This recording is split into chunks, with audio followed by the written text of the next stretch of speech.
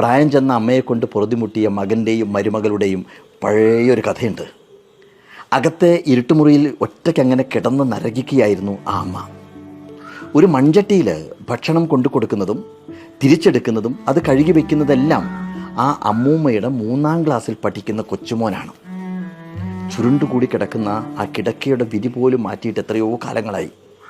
മക്കളുടെ ശാപവാക്കുകൾ കേട്ട് കേട്ട് ആ അമ്മ ഒരു ദിവസം മരണത്തിൻ്റെ ഇരുട്ടിലേക്ക് മറഞ്ഞുപോയി.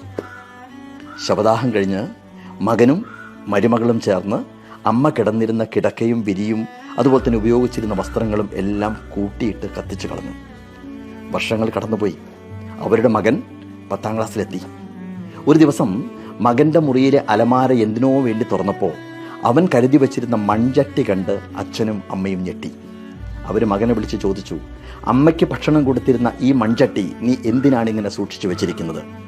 അവൻ നിസ്സാരമായി പറഞ്ഞു, അച്ഛനും അമ്മയ്ക്കും വയസ്സാവുമ്പോൾ ഭക്ഷണം തരാൻ അന്ന് വീണ്ടും ഒരു മൺചട്ടി വാങ്ങണ്ടല്ലോ എന്ന് വിചാരിച്ച് ഞാൻ എടുത്തു വെച്ചതാണ് എന്ന്.